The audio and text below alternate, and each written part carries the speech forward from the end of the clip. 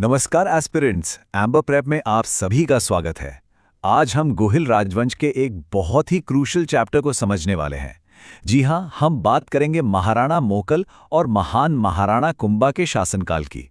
REET mains के लिहाज से ये टॉपिक बहुत ही इंपॉर्टेंट है। तो चलिए बिना किसी देरी के शुरू करते हैं। महाराणा मोकल से इनका शासनकाल था 1427 से 1433 ईस्वी तक। अब देखिए, टाइम पीरियड भले ही छोटा था, सिर्फ 6 साल का, लेकिन इस दौरान मेवाड़ में कुछ ऐसी घटनाएं हुईं जिन्होंने आने वाले समय की पूरी कहानी तय कर दी। तो मोकल के पिता कौन थे? वो थे मेवाड़ के बहुत ही प्रसिद्ध शासक महाराणा लाखा। इनके बारे में हम पिछली क्लास में डिटेल्स में पढ़ ही चुके हैं। और इनकी माता थी हंसाबाई, जो मारवाड़ की राजकुमारी थी। याद है ना? ये वही विवाह था जो मेवाड़ और मारवाड़ की पॉलिटिक्स में एक टर्निंग पॉइंट बना, और इसका असर हमें आगे की कहानी में साफ साफ दिखेगा। अब देखिए, मोकल जब राजा बने तो उनकी उम्र काफी कम थी, तो जाहिर है उन्हें एक संरक्षक, एक गार्डियन की जरूरत पड़ी। तो पहले संरक्षक कौन बने? चूंडा, जिन्हें हम मेवाड़ का भीष्म पितामह भी कहते हैं। लेकिन यहां एक प्रॉब्लम हो गई।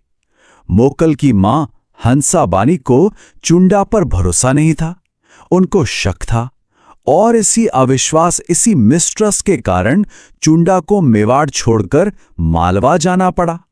तो फिर दूसरा संरक्षक कौन बना? हंसाबाई ने अपने ही भाई रणमल को मोकल का नया संरक्षक बना दिया। मोकल के शासनकाल की 3 मेन बातें हैं जो हमें याद रखनी है। पहली, साल 1428 में हुआ रामपुरा का युद्ध, जिसमें उन्होंने नागौर के फिरोज खान को हराया। दूसरी घटना, 1433 में गुजरात के अहमद शाह ने मेवाड़ पर हमला कर दिया। और तीसरी और सबसे दुखद घटना, इसी हमले के दौरान झीलवाड़ा नाम की जगह पर चाचा, मेरा और महापा पवार ने मिलकर धोखे से मोकल की हत्या कर दी। एक बात और, इस मुश्किल समय में उनकी रानी कमलावती ने बहुत ही बहादुरी से दुश्मनों का सामना किया था। अच्छा, अब आते हैं मोकल के आर्किटेक्चरल कॉन्ट्रिब्यूशंस पर, मतलब उन्होंने क्या क्या बनवाया। एग्जाम के पॉइंट ऑफ व्यू से ये बहुत इंपॉर्टेंट है, यहां से सवाल अक्सर बनते हैं, तो इस पर थोड़ा खास ध्यान देना है। तो देखिए, उन्होंने एकलिंग जी के मंदिर के चारों तरफ परकोटा बनवाया, चित्तौड़ में द्वारिका नाथ मंदिर और एक तालाब बनवाया। लेकिन सबसे इंपॉर्टेंट काम जो है वो है समिद्धेश्वर मंदिर का जीर्णोद्धार, मतलब उसे रिकंस्ट्रक्ट करवाया। और हां, यहां एक फैक्ट जरूर याद रखिएगा, इस मंदिर का पुराना नाम था त्रिभुवन नारायण मंदिर, जिसे भोज परमार ने बनवाया था। मोकल ने बस इसे रीबिल्ड करवाया। इसके अलावा बाघेला तालाब और श्रृंगी ऋषि बावड़ी भी इन्होंने ही बनवाई। ये जो श्रृंगी ऋषि का अभिलेख है ना, इससे हमें हम्मीर से लेकर मोकल तक की पूरी हिस्ट्री पता चलती है। तो मोकल की दुखद मृत्यु के बाद मेवाड़ की गद्दी पर कौन बैठा? उनके बेटे महान महाराणा कुंभा। और यहीं से शुरू होता है मेवाड़ का स्वर्ण युग, द गोल्डन एरा।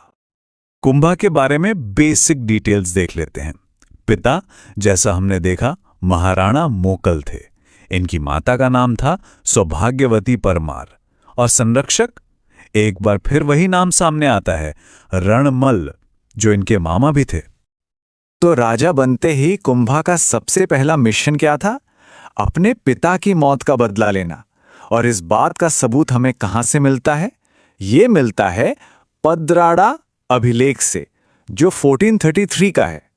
ये अभिलेख साफ साफ बताता है कि कुंभा ने अपने संरक्षक रणमल की मदद ली और चाचा और मीरा दोनों को मारकर अपने पिता की हत्या का बदला पूरा किया।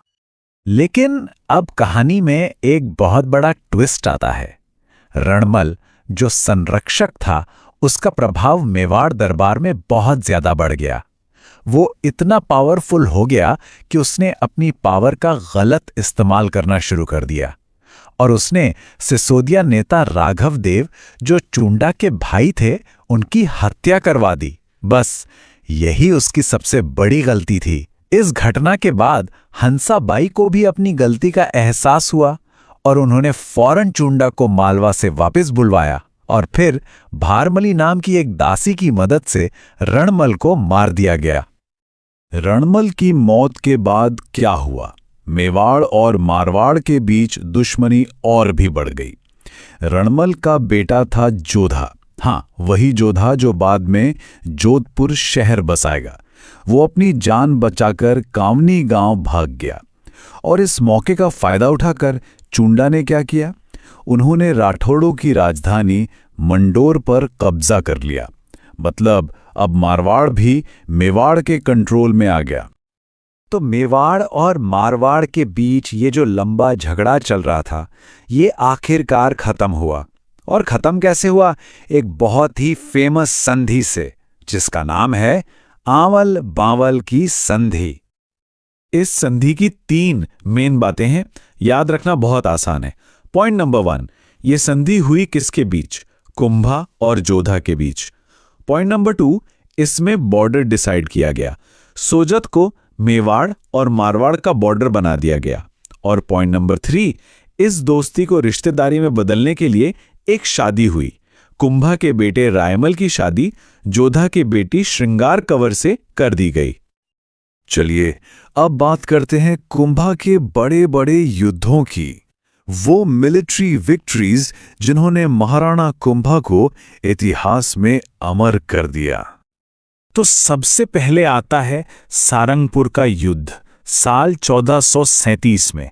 ये कुंभा की सबसे पहली और सबसे इंपॉर्टेंट जीतों में से एक है। ये युद्ध हुआ था मालवा के सुल्तान महमूद खिलजी I के खिलाफ। और युद्ध का कारण क्या था?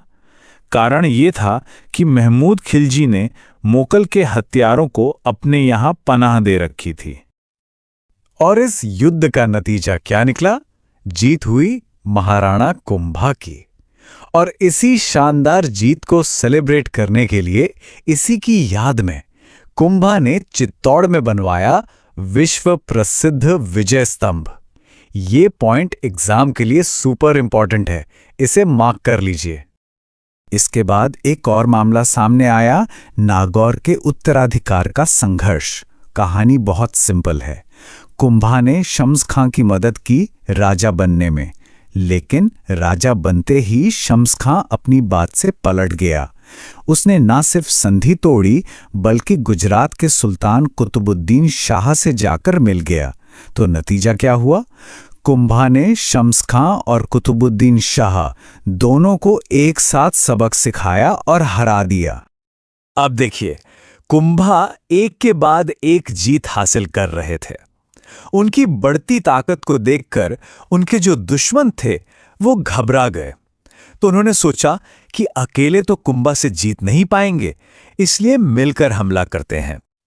और इसी सोच के साथ हुई चांपानेर की संधि साल 1456 में। यह संधि क्या थी? ये बेसिकली एक मिलिट्री अलायंस था। मालवा के महमूद खिलजी I और गुजरात के कुतुबुद्दीन शाह ने हाथ मिला लिया। और इनका सिंगल पॉइंट एजेंडा क्या था? महाराणा कुंभा को हराना। तो इस संधि का रिजल्ट क्या निकला? अगले ही साल 1457 में हुआ बदनौर का युद्ध। अब जरा इमेजिन कीजिए, एक तरफ अकेले महाराणा कुंभा और दूसरी तरफ मालवा और गुजरात की मिलीजुली कंबाइंड आर्मी। तो क्या हुआ इस युद्ध में? नतीजा एक बार फिर महाराणा कुंभा की शानदार जीत। उन्होंने मालवा और गुजरात दोनों की कंबाइंड आर्मी को बुरी तरह से हराया। और सिर्फ इतना ही नहीं, इसी दौरान उन्होंने सिरोही के सहसमल देवड़ा को भी हराया। ये जीत कुंभा की मिलिट्री जीनियस का एक और सबूत थी। महाराणा कुंभा को राजस्थान की स्थापत्य कला का जनक मानने के पीछे की वजह क्या है? देखिए, ये सिर्फ एक लाइन नहीं है, इसके पीछे बहुत बड़ा कारण है। कुंभा के टाइम में मेवाड़ में जितने शानदार और जितने ज्यादा किले, मंदिर और स्तंभ बने ना, वैसा पहले कभी हुआ ही नहीं था। इसीलिए उन्हें ये उपाधि दी गई है। अब आते हैं कुंभा की सबसे बेहतरीन रचना पर, विजय स्तंभ। एग्जाम के लिए ये टॉपिक बहुत बहुत जरूरी है, तो चलिए इसकी हर एक डिटेल को ध्यान से समझते हैं। एकदम बेसिक से शुरू करते हैं। इसे बनवाया किसने? महाराणा कुंभा ने। और ये कितनी मंजिल का है? 9 मंजिल का। ये नंबर जरूर याद रखिएगा, क्योंकि ये सवाल सीधा सीधा पूछ लिया जाता है। अब आते हैं इसके साइज पर, जो आपको याद रखना ही रखना है। इसकी ऊंचाई है 122 फीट और इसके आधार यानी बेस की चौड़ाई है 30 फीट। तो 2 नंबर दिमाग में बिठा लीजिए, 122 और 30। अच्छा, अब जो बात इस स्लाइड को सबसे दिलचस्प बनाती है वो है विजय स्तंभ के दूसरे नाम। इसे विष्णु ध्वज कहते हैं क्योंकि ये भगवान विष्णु को समर्पित है। मूर्तियों का अजायब घर या भारतीय मूर्तिकला का विश्वकोश क्यों कहते हैं? क्योंकि इस पर देवी देवताओं की हजारों मूर्तियां बनी हैं। ये सारे नाम एग्जाम में आ सकते हैं। विजय स्तंभ कितना महान था, इसका अंदाजा आप इसी बात से लगा सकते हैं कि कर्नल जेम्स टॉड ने तो इसे कुतुब मीनार से भी बेहतर बताया, और फर्ग्यूसन ने इसकी तुलना रोम के टार्जन टावर से की। मतलब इसकी पहचान सिर्फ भारत में ही नहीं, दुनिया भर में थी। यहां कुछ बहुत ही अनोखी बातें हैं, इन पर गौर कीजिएगा। इसकी 8वीं मंजिल पर एक भी मूर्ति नहीं है, ये खाली है। 5वीं मंजिल पर इसके आर्किटेक्ट्स जैता, पूजा, पोमा और नापा की मूर्तियां हैं। और सबसे हैरान करने वाली बात, 3री मंजिल पर अरबी में 9 बार अल्लाह शब्द लिखा है। ये दिखाता है कि कुंभा सभी धर्मों का सम्मान करते थे। और भी कुछ जरूरी बातें हैं। जब इस पर बिजली गिरी और इसे मरम्मत की जरूरत पड़ी तो इसका पुनर्निर्माण महाराणा स्वरूप सिंह ने करवाया। ये इतना महत्वपूर्ण है कि राजस्थान में ये पहली ऐसी ऐतिहासिक इमारत थी जिस पर डाक टिकट जारी हुआ। आज ये राजस्थान पुलिस और माध्यमिक शिक्षा बोर्ड का प्रतीक चिन्ह भी है। और तो और वीर सावरकर के संगठन अभिनव भारत का प्रतीक भी यही विजय स्तंभ था। ये सारे पॉइंट्स बहुत काम के हैं। चलिए अब उस पॉइंट पर आते हैं जहां सबसे ज्यादा कंफ्यूजन होता है, विजय स्तंभ और कीर्ति स्तंभ। मैं आपको साफ बता दूं, ये दोनों अलग अलग हैं। आज इस कंफ्यूजन को हमेशा के लिए खत्म कर देते हैं। सबसे पहले कीर्ति स्तंभ प्रशस्ति को समझिए। प्रशस्ति का मतलब होता है तारीफ में लिखा गया लेख। इसे लिखा था अत्रि भट्ट और उनके बेटे महेश भट्ट ने। ये पत्थर पर लिखा एक तरह का रिकॉर्ड है, जिससे हमें कुंभा की जीतों, उनके बनाए किलों और उनकी उपाधियों के बारे में पता चलता है। अब बात करते हैं कीर्ति स्तंभ इमारत की। ध्यान से सुनिए, ये विजय स्तंभ से बिल्कुल अलग है तो ये भी चित्तौड़ के किले में, लेकिन ये सिर्फ 7 मंजिला है। इसे 12वीं सदी में जीजाशाह भगेरवाल नाम के एक जैन व्यापारी ने बनवाया था, और ये भगवान आदिनाथ को समर्पित है। इसीलिए इसे आदिनाथ स्तंभ भी कहते हैं। तो याद रहेगा ना, विजय स्तंभ 9 मंजिल का और कीर्ति स्तंभ 7 मंजिल का। और अब आते हैं हमारे आखिरी हिस्से पर, जो कुंभा के काम के विशाल पैमाने को दिखाता है। उनके बनाए गए बड़े बड़े किले। उन्होंने सिर्फ 1-2 नहीं, बल्कि किलों की एक पूरी लाइन बना दी थी। ये एक बहुत ही मशहूर लाइन है। कविराजा श्यामल दास अपनी किताब वीर विनोद में लिखते हैं कि मेवाड़ में कुल 84 किले थे, जिनमें से 32 किले अकेले महाराणा कुंभा ने बनवाए थे। सोचिए, यही एक बात उन्हें स्थापत्य कला का जनक साबित करने के लिए काफी है। जरा इस नंबर को देखिए, 84 में से 32 किले। ये सिर्फ इमारतें बनाना नहीं था, ये मेवाड़ को दुश्मनों से बचाने के लिए एक मजबूत सुरक्षा दीवार बनाने की बहुत बड़ी प्लानिंग थी। कुंभा के किलों में सबसे बड़ा नाम है कुंभलगढ़ का। ये मुश्किल समय में मेवाड़ की राजधानी हुआ करता था। इससे मेवाड़ मारवाड़ का सीमा प्रहरी भी कहते हैं। इसके आर्किटेक्ट का नाम बहुत जरूरी है, याद रखिएगा, मंडन। इसका सबसे ऊंचा हिस्सा कटारगढ़ है, जहां कुंभा खुद रहते थे, और इसे मेवाड़ की आंख भी कहा जाता है। कुंभलगढ़ किले में भी एक प्रशस्ति है जिसे महेश भट्ट ने लिखा है। इस प्रशस्ति में कुंभा को धर्म और पवित्रता का अवतार बताया गया है, और दान देने में उनकी तुलना कर्ण और राजा भोज जैसे महान दानियों से की गई है। इससे पता चलता है कि उस जमाने में लोग कुंभा को कितना महान मानते थे। कुंभा ने अपने समय में कई मंदिर बनवाए। सबसे पहले आते हैं कुंभस्वामी मंदिर। नाम से ही कनेक्शन समझ आ रहा है ना? कुंभा, कुंभस्वामी। ये 3 जगहों पर बनवाए गए थे, याद रखिएगा, चित्तौड़, कुंभलगढ़ और अचलगढ़। इसके अलावा सिरोही के देलवाड़ा में उन्होंने कुंथुनाथ मंदिर का भी निर्माण करवाया। ये नाम और इनकी जगह परीक्षा में सीधे सीधे पूछे जा सकते हैं। अच्छा, अगला जो महत्वपूर्ण मंदिर है वो है शांतिनाथ जैन मंदिर। इसका एक और नाम भी है, श्रृंगार चंबुरी मंदिर। ये चित्तौड़ में है। अब इसमें एक मजेदार बात यह है कि इसे खुद कुंभा ने नहीं बनवाया था, तो फिर किसने? इसे बनवाया था उनके कोषाध्यक्ष ने, यानी उनके ट्रेजरर ने, जिनका नाम था वेलका भंडारी। तो ये याद रखना है, निर्माता वेलका भंडारी थे, लेकिन शासनकाल तो कुंभा का ही था। अब हम बात करते हैं उस एक निर्माण की जिसे कुंभा के समय की वास्तुकला यानी आर्किटेक्चर का सबसे बेहतरीन उदाहरण माना जाता है, और वो है रणकपुर का प्रसिद्ध जैन मंदिर। ये सच में स्थापत्य का एक अद्भुत, एक कमाल का नमूना है। रणकपुर मंदिर से जुड़े ये फैक्ट्स सीधे परीक्षा में आते हैं, तो ध्यान से सुनिएगा। इसका निर्माण 1439 ईस्वी में एक जैन व्यापारी धरणशाह ने करवाया था। ये मथाई नदी के किनारे पर बना हुआ है। यहाँ का जो सबसे प्रसिद्ध मंदिर है वो है चौमुखा मंदिर, जो भगवान आदिनाथ को समर्पित है, और इसके वास्तुकार यानी आर्किटेक्ट का नाम था दैपाक। हर एक पॉइंट अपने आप में एक क्वेश्चन है, इसे अच्छे से देख लीजिए। इस मंदिर को जो बात सबसे खास, सबसे यूनिक बनाती है वो है इसके खंभों की संख्या। कोई अंदाजा लगा सकता है कितने? सोचिए, इसमें हैं कुल 1444 स्तंभ, 1444 पिलर्स। ये संख्या इतनी अनोखी है कि इसे भूलना लगभग नामुमकिन है। और इन्हीं 1444 खंभों की वजह से रणकपुर मंदिर को एक खास निकनेम, एक उपनाम मिला है, स्तंभों का अजायब घर, द म्यूजियम ऑफ पिलर्स। इतने सारे स्तंभ एक साथ, ये किसी अजूबे से कम नहीं लगता। तो अगर परीक्षा में सवाल आए कि स्तंभों का अजायब घर किसे कहते हैं, तो जवाब सीधा है, रणकपुर जैन मंदिर। इस मंदिर में एक प्रशस्ति यानी एक शिलालेख भी है जो इतिहास के कई राज खोलता है। इससे हमें 4 बड़ी बातें पता चलती हैं। पहली, ये बापा रावल से लेकर कुंभा तक के राजाओं की जानकारी देती है।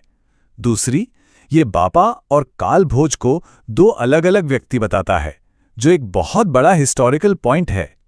तीसरी, इसमें वास्तुकार दैपाक का भी जिक्र है। और चौथी, इसमें उस समय की मुद्रा यानी सिक्के के लिए नाणक शब्द का इस्तेमाल हुआ है।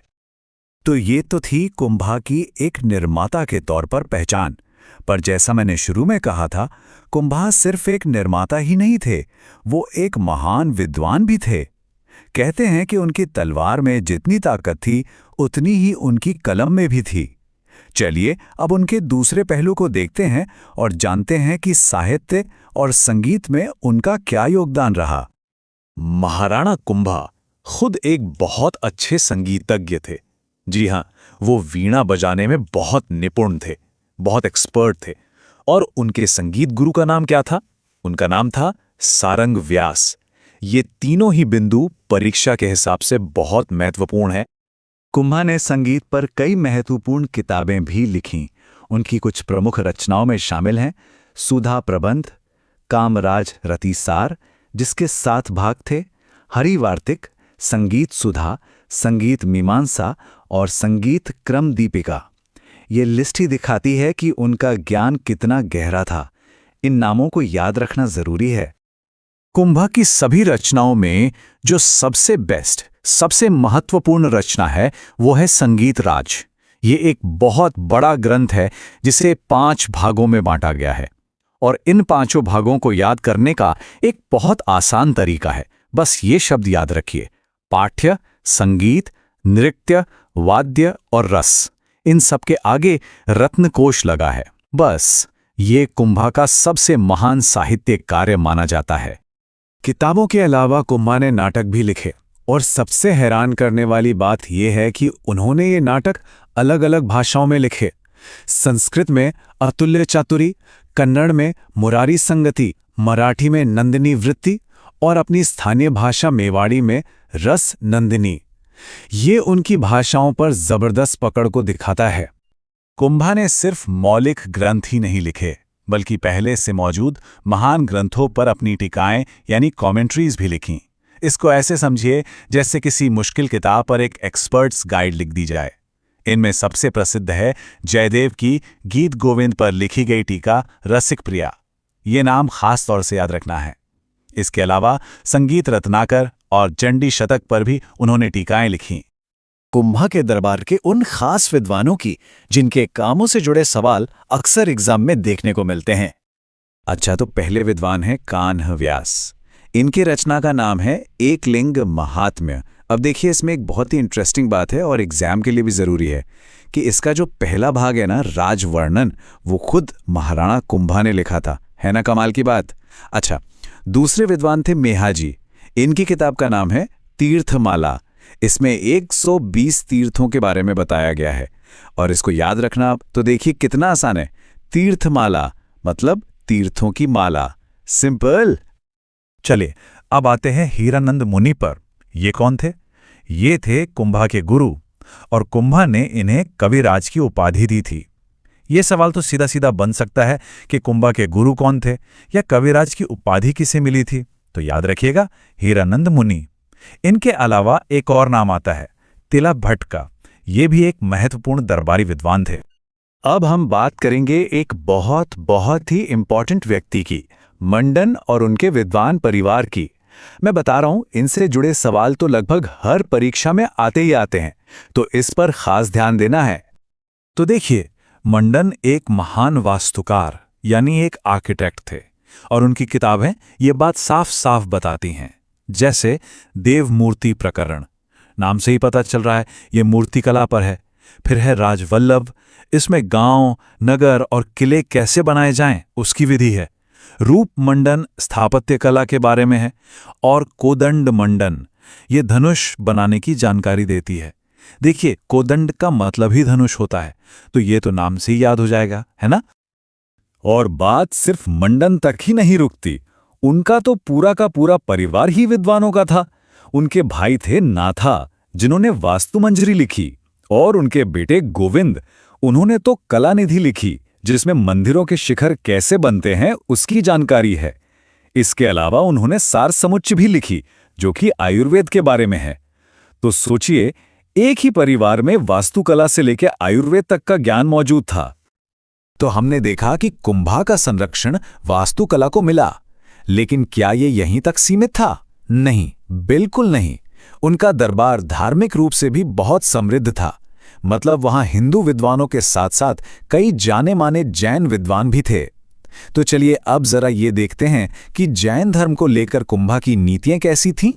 तो उनके दरबार में सोमदेव सूरी, सोमशेखर सूरी, जयशेखर और भुवन कीर्ति जैसे बड़े बड़े जैन विद्वान थे। और अब जो बात मैं बताने जा रहा हूं वो एग्जाम के लिहाज से सबसे ज्यादा जरूरी है।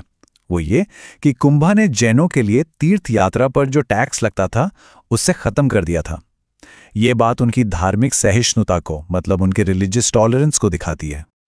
चलिए, विद्वानों की बात हो गई, अब आते हैं कुंभा की उन शानदार उपाधियों पर, उनके टाइटल्स पर। ये उपाधियां दिखाती हैं कि वो कितने महान और मल्टी टैलेंटेड थे। और हां, ये उपाधियां भी परीक्षाओं में खूब पूछी जाती हैं। कुंभा की हर उपाधि उनकी किसी न किसी खूबी को बताती है।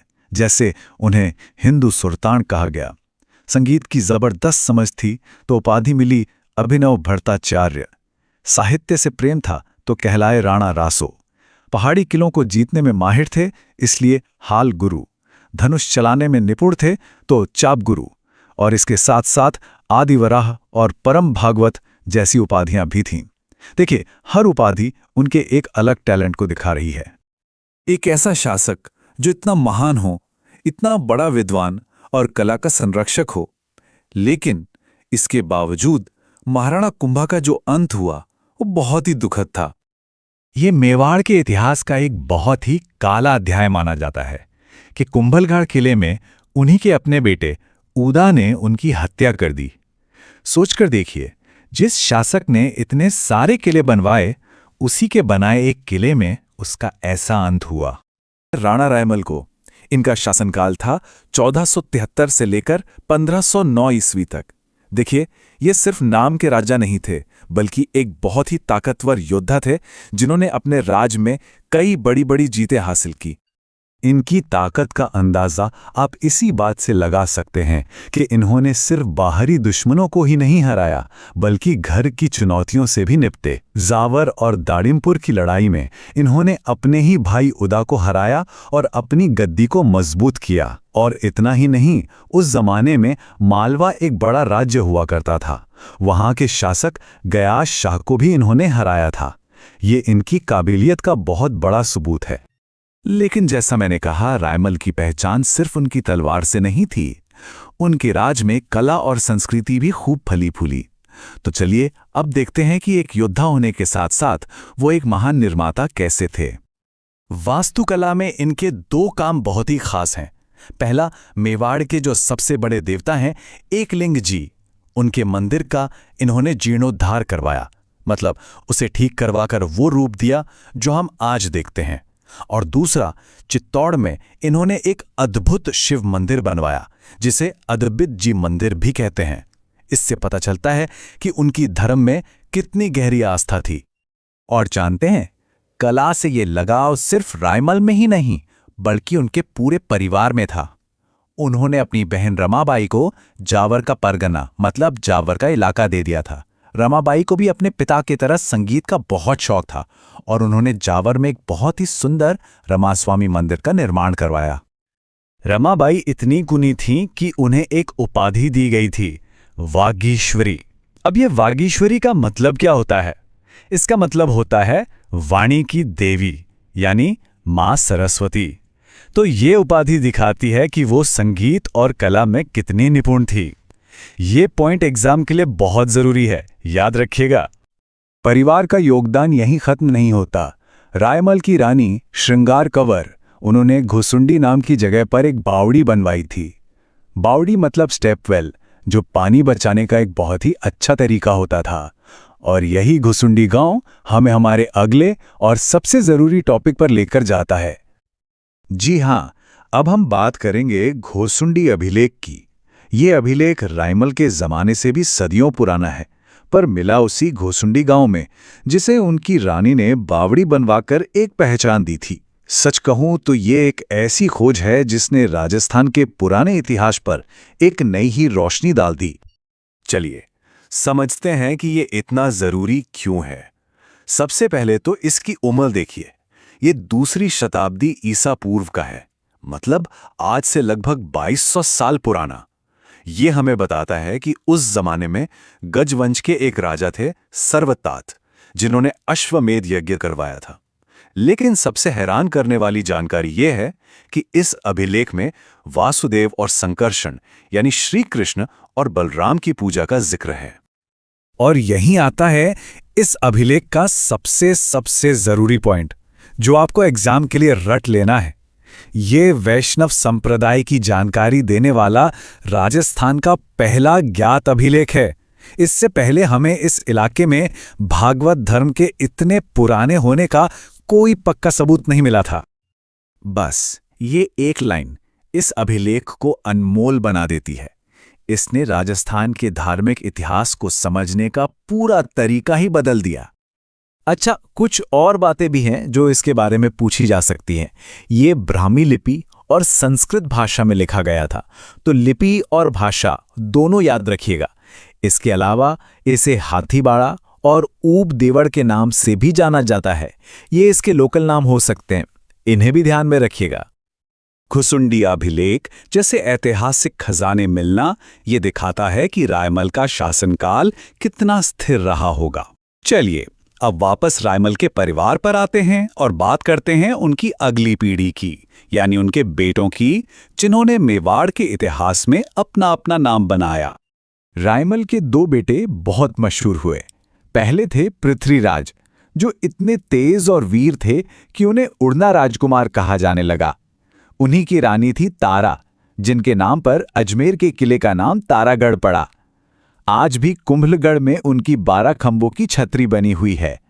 वहीं उनके दूसरे बेटे जयमल भी बहुत वीर थे, लेकिन सोलंकियों से लड़ते हुए वो वीर गति को प्राप्त हो गए। मेवाड़ का सिंहासन पाना राणा सांगा के लिए कोई आसान काम नहीं था। असल में राजा बनने से पहले उन्हें अपने ही भाइयों से जान का खतरा था। चलिए समझते हैं कि रायमल के इस बेटे का राजा बनने तक का ये सफर कितना मुश्किलों भरा था। जब अपने ही भाई जान के दुश्मन बन गए तो सांगा को दो लोगों ने बचाया। पहले थे सेवंतरी गांव के बीदा जतमालोत, जो ढाल बनकर उनके आगे खड़े हो गए, और दूसरे थे श्रीनगर के करमचंद पवार, जिन्होंने उन्हें सुरक्षित पनाह दी। अगर ये दो लोग ना होते तो शायद सांगा की कहानी शुरू होने से पहले ही खत्म हो जाती। अच्छा, जब 1509 में सांगा मेवाड़ की गद्दी पर बैठे तो उस वक्त आसपास का माहौल कैसा था, ये जानना बहुत जरूरी है। देखिए, उत्तर में दिल्ली पर सिकंदर लोधी का राज था, दक्षिण पूर्व में मालवा पर नासिर शाह का, और दक्षिण पश्चिम में गुजरात पर महमूद शाह बेगड़ा का शासन था। मतलब चारों तरफ शक्तिशाली सल्तनतें थीं। अब राजा बनने के बाद सांगा चुप बैठने वालों में से तो थे नहीं। उन्होंने मेवाड़ की सीमाओं का विस्तार करना शुरू किया और एक एक करके अपने पड़ोसियों को चुनौती दी। चलिए देखते हैं उनकी शुरुआती जीतें कितनी जबरदस्त थीं। सांगा का पहला और सबसे बड़ा मुकाबला हुआ दिल्ली सल्तनत से। 1517 में खातौली की लड़ाई में उन्होंने सुल्तान इब्राहिम लोदी को हराया। ये कोई छोटी मोटी जीत नहीं थी, ये मेवाड़ के एक राजा की दिल्ली के सुल्तान पर सीधी और करारी जीत थी। अब इब्राहिम लोदी अपनी हार का बदला तो लेना चाहेगा ही, लेकिन हुआ क्या? ठीक एक साल बाद 1518 में बाड़ी के मैदान पर सांगा ने उसे एक बार फिर से हरा दिया। अब ये बात साफ हो गई थी कि उत्तर भारत में मेवाड़ एक नई महाशक्ति बनकर उभर रहा था। दिल्ली के बाद अब बारी आई मालवा की। मामला क्या था? मामला था गागरोन के किले का, जो सांगा ने अपने एक सहयोगी मेदिनी राय को दे दिया था। मालवा के सुल्तान महमूद खिलजी द्वितीय को यह बात पसंद नहीं आई, लेकिन युद्ध में उसे भी हार का मुंह देखना पड़ा। सांगा का दबदबा बढ़ता ही जा रहा था। 1520 आते आते सांगा का प्रभाव गुजरात तक पहुंच गया। वहां ईडर में राजा कौन बनेगा, इस बात को लेकर लड़ाई चल रही थी। सांगा ने बड़ी होशियारी से अपने उम्मीदवार रायमल का साथ दिया और गुजरात के सुल्तान मुजफ्फर शाह को हरा दिया। ये सिर्फ एक और जीत नहीं थी, ये गुजरात की राजनीति में मेवाड़ का सीधा दखल था। तो दिल्ली, मालवा और गुजरात सबको हराने के बाद राणा सांगा उस वक्त उत्तर भारत के सबसे शक्तिशाली शासक बन चुके थे। लेकिन ठीक उसी समय उत्तर पश्चिम से एक नई ताकत हिंदुस्तान में दस्तक दे रही थी, मुगल सेना, और उसका लीडर था ज़हीरुद्दीन मोहम्मद बाबर। तो अब इन दो महाशक्तियों की पहली टक्कर हुई। कहाँ? भयाना के किले पर 16 फरवरी 1527 को। देखिए, ये किला आगरा के पास था और दिल्ली के रास्ते पर कंट्रोल के लिए बहुत जरूरी था। मतलब जिसके पास ये किला, उसका पल्ला भारी। बयाना का किला उस वक्त बाबर के सेनापति मेहंदी ख्वाजा के कंट्रोल में था, लेकिन सांगा की राजपूत सेना ने ऐसा जबरदस्त हमला किया कि मुगल सेना टिकी नहीं पाई। ये सांगा के लिए एक बहुत बड़ी और निर्णायक जीत थी और बाबर के लिए हिंदुस्तान में पहली बड़ी हार। ये जीत इतनी जबरदस्त थी कि सांगा की सेना ने मुगलों से उनका तासा ही छीन लिया।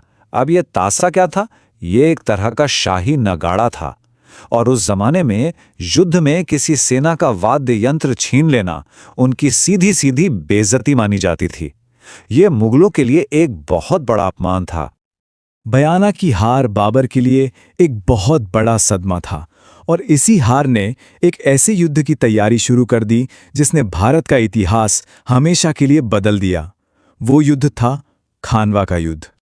ये लड़ाई सिर्फ दो सेनाओं की नहीं थी, ये दो अलग अलग सोच और दो अलग अलग तकनीकों की लड़ाई थी। एक तरफ थे सांगा, जिन्होंने पाती पर्वन परंपरा का इस्तेमाल किया, मतलब सभी राजपूत राजाओं को एक दुश्मन के खिलाफ लड़ने के लिए न्योता भेजा। और दूसरी तरफ था बाबर, जो अपने साथ तोपें और तुलुगमा जैसी नई युद्ध नीति लेकर आया था। अपनी डरी हुई सेना में जोश भरने के लिए उसने इस लड़ाई को जिहाद यानी धर्म युद्ध का नाम दे दिया। और सांगा की इस एक आवाज पाती परवन का असर देखिए। आमेर के पृथ्वीराज, मारवाड़ के मालदेव, बीकानेर के कल्याणमल, लगभग राजस्थान के सभी बड़े राजा और सरदार उनके झंडे के नीचे लड़ने आ गए। इतना ही नहीं, मेवात के हसन खान मेवाती और इब्राहिम लोदी का भाई मोहम्मद लोदी भी साथ आ गए। ये बाबर के खिलाफ एक बहुत बड़ा गठबंधन था। सांगा की विशाल सेना बहुत बहादुरी से लड़ रही थी और जीत की तरफ बढ़ रही थी, लेकिन फिर लड़ाई के सबसे अहम मौके पर अपनों ने ही धोखा दे दिया। रायसीन के सलहदी तंवर और नागौर के खानजादे मुस्लिम दोनों अपनी अपनी सेनाओं के साथ पाला बदलकर बाबर से जा मिले और इस एक धोखे ने जीती हुई बाजी पलट दी। धोखे के अलावा बाबर की जीत की एक और बड़ी वजह थी उसकी तुलगुमा युद्ध नीति। अब ये क्या है, इसको एकदम आसान भाषा में समझिए। बाबर अपनी सेना को कई टुकड़ों में बांट देता था। एक टुकड़ी सामने से लड़ती और बाकी टुकड़ियां घूमकर अचानक दाएं, बाएं और पीछे से हमला कर देती। राजपूत सेना जो आमने सामने की लड़ाई लड़ती थी, वो इस चक्रव्यूह में फंसकर रह गई। खानवा में हार जरूर हुई, लेकिन राणा सांगा की कहानी यहां खत्म नहीं होती। उनकी विरासत, उनकी बहादुरी की कहानी आज भी जिंदा है। चलिए देखते हैं कि इस युद्ध के बाद आखिर क्या हुआ। युद्ध के मैदान से सांगा को घायल हालत में बसवा ले जाया गया। वो हार मानने को तैयार नहीं थे, वो बाबर से बदला लेना चाहते थे। लेकिन उनकी ही कुछ सरदारों को एक और युद्ध का डर सता रहा था। उन्होंने सोचा कि सांगा फिर से लड़ेंगे और मेवाड़ तबाह हो जाएगा, इसलिए उन्होंने ईरिच नाम की जगह पर अपने ही राजा को जहर दे दिया। इस महान योद्धा का अंत कालपी में हुआ और मांडलगढ़ में बनी उनकी छतरी आज भी उनकी याद दिलाती है। राणा सांगा को आज भी हिंदू पथ की उपाधि से याद किया जाता है, जिसका मतलब है हिंदुओं का रक्षक। और उनकी बहादुरी का आलम यह था कि इतिहासकार कर्नल जेम्स टॉड ने उन्हें सैनिकों का भग्नावशेष कहा। क्यों कहा? क्योंकि उनके शरीर पर युद्धों के 80 से भी ज्यादा घाव थे। उनकी एक आंख नहीं थी, एक हाथ कट चुका था और एक पैर से वो लंगड़ा कर चलते थे। फिर भी वो आखिरी सांस तक लड़ते रहे। राणा सांगा कितने बड़े शासक थे, इसका सबसे बड़ा सबूत कौन देता है? उनका सबसे बड़ा दुश्मन बाबर खुद। अपनी किताब बाबरनामा में वो लिखता है कि खानवा के युद्ध में सांगा के झंडे के नीचे 7 बड़े राजा, 9 राव और 104 छोटे सरदार लड़ने के लिए तैयार खड़े थे। ये किसी दुश्मन की तरफ से दी गई सबसे बड़ी सलामी थी। तो ये थी राणा सांगा की कहानी। पर यह कहानी हमें एक बहुत बड़े सवाल के साथ छोड़ जाती है। जरा सोचिए, अगर बाबर के पास वो तोपें ना होती और उसकी वो तुलगुमा की चालाक रणनीति ना होती, तो क्या खानवा का नतीजा कुछ और होता? क्या आज भारत का इतिहास वैसा ही होता जैसा हम जानते हैं? इस पर विचार जरूर कीजिएगा।